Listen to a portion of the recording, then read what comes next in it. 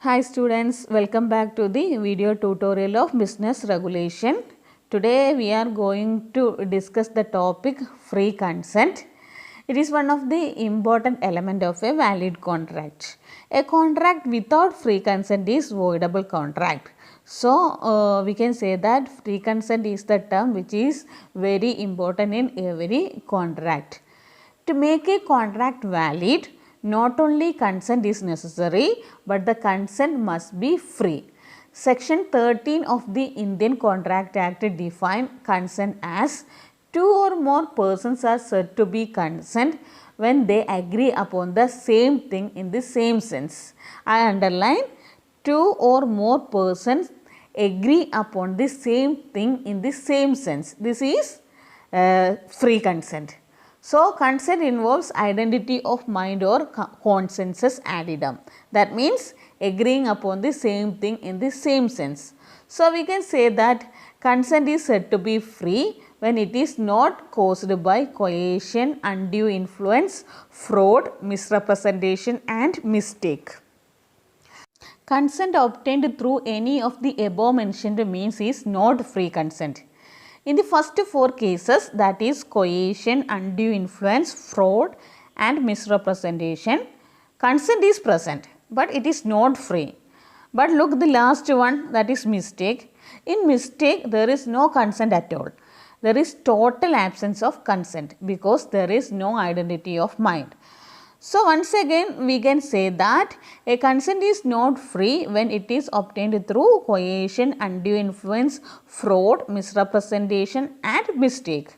Here first four cases, that is coercion, undue influence, fraud and misrepresentation, contract is voidable. That means contract is valid at the option of aggrieved party.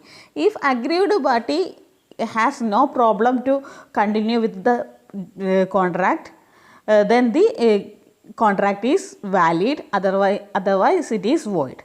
But in the last case, that is mistake, the contract is obtained from mistake is void. Mistake may be bilateral mistake and unilateral mistake. Bilateral mistake may be based on subject matter or possibility of performance. Unilateral mistake may be based on nature of contract and identity of person.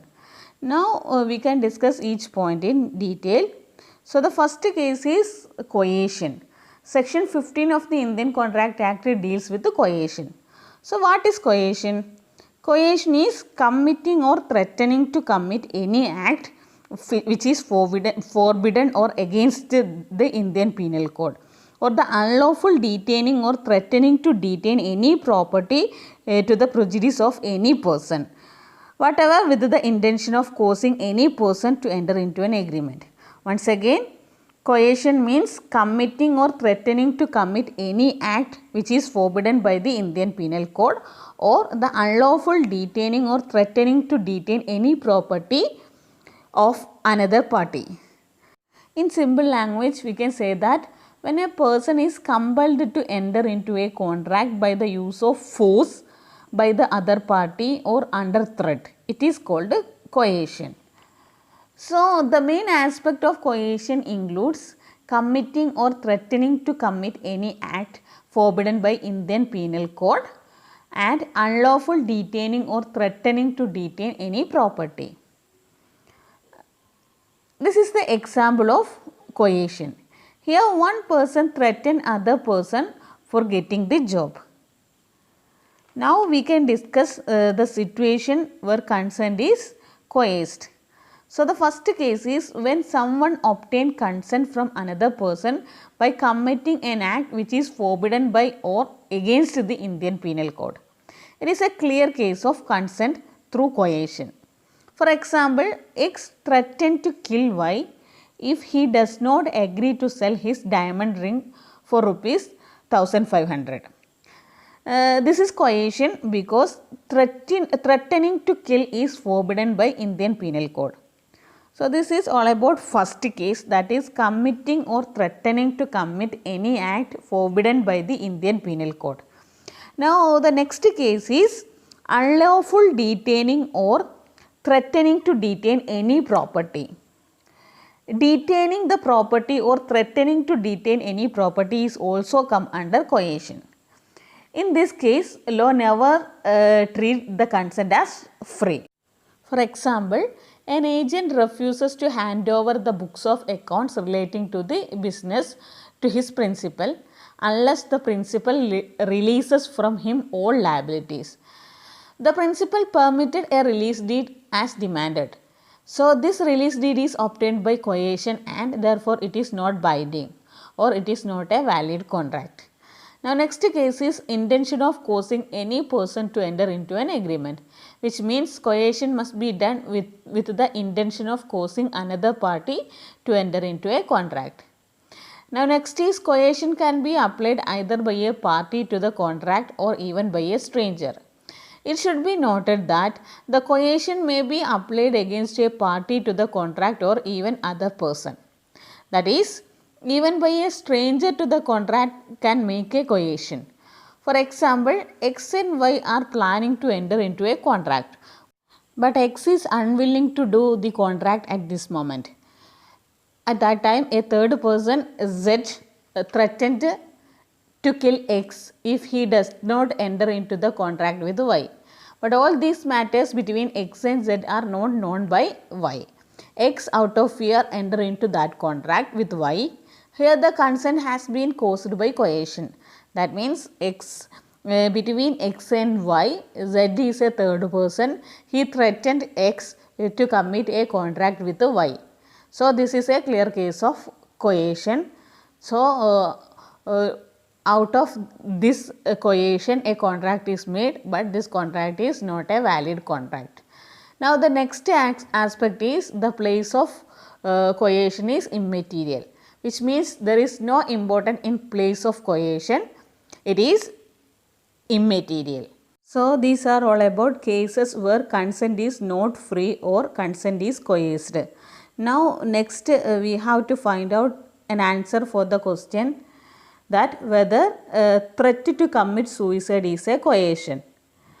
As we all know that suicide is not a crime, but attempt to commit suicide is a crime. So, we can say that threat to commit suicide is amount to coercion or it is some sort of coercion. A threat to commit suicide is not punishable under Indian Penal Code. Now, next we can discuss what are the effects of coercion. First effect is the contract is formed on the basis of coercion is voidable at the option of party whose consent was obtained by coercion. It is the first effect. Now, the next is any benefit which is received in connection with the agreement must be returned to the aggrieved party. If the aggrieved party has no problem with the contract and he is willing to continue with the contract, then the contract is valid. So, these three cases are the effects of coercion. I repeat, the contract is voidable at the option of party whose consent was obtained by coercion. Any benefit which is received out of this type of contract is returned back to the aggrieved party. Then if the aggrieved party does not opt to set aside the contract, it works as a valid contract. Now, we can discuss another term, that is duress. Duress is the equivalent term of coercion as per English law. Duress involves actual or threatened violence over the person of another with a view to obtaining his consent to the agreement. In other words, duress is the application of unlawful force or the threat of force that causes a person to do something that he or she would not otherwise have done. So, we can say that duress is an equivalent term of coercion. Now, we can discuss the questions which is related with this area. The questions are what is free consent? What are the situations where consent is not free? Define coercion. What are the situations where consent is coerced? Is threat to commit suicide is coercion? State the effects of coercion. What is meant by duress? So, students, try to solve this question. So, today we discuss what is free consent, situations when the consent is not free, meaning of coercion, situation where consent is coerced, effects of coercion, and the concept of duress. So, hope you all have an idea about this concept.